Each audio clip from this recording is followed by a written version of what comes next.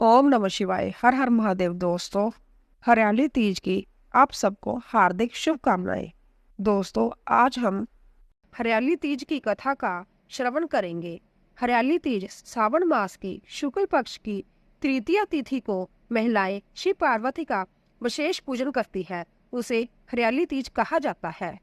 हरियाली तीज की पूजा विधि। हरियाली तीज के दिन विवाहित स्त्रियां अपने पति की दीर्घ आयु के लिए व्रत रखती है। इस दिन स्त्रियों के मायके से श्रृंगार का सामान और मिठाइयाँ उनके ससुराल भेजी जाती है।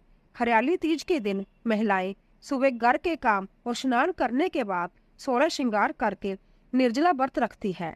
इसके बाद माँ पार्वती और भगवान शिव की पूजा होती है। पूजा के अंत में तीज की कथा सुनी जाती है। कथा के समापन पर महिलाएं माँ गौरी से पति की लंबी उम्र की कामना करती है।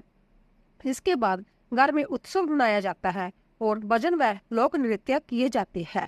इस दिन हरे बस्तर, हरी चुनरी, हरा लहरिया, हरा श्रृंगार, मेहंदी, झूला झूलने का भी रिवाज है। हरियाली तीज व्रत की कथा। शिवजी ने पार्वती को उनके पूर्व जन्म का स्मरण कराने के लिए तीज की कथा सुनाई थी। शिवजी कहते हैं, हे पार्वती, तुमने हिमालय पर मुझे वर के रूप में पाने के लिए घोर तप किया था। अन्न जल त्यागा, पत्ते खाए, सर्दी गर्मी बरसात में कष्ट सहे। तुम्हारे पिता दुखी थे। नारद जी तुम्हारे घर पर पधारे और कहा, मैं विष्णु जी के भेजने पर आया हूँ। वह आपकी कन्या से प्रसन्न होकर विवाह करना चाहते हैं।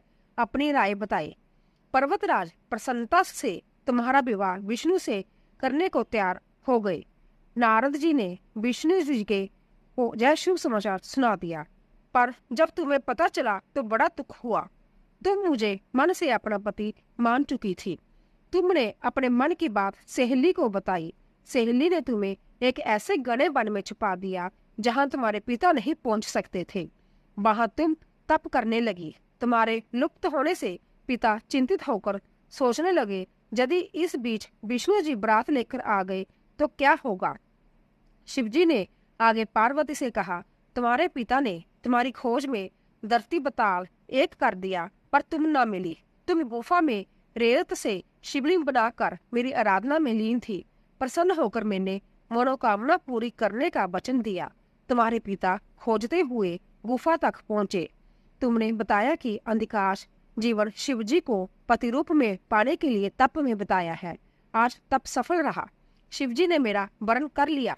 मैं आपके साथ एक ही शर्त पर घर चलूंगी, यदि आप मेरा विवाह शिवजी से करने को राजी हो।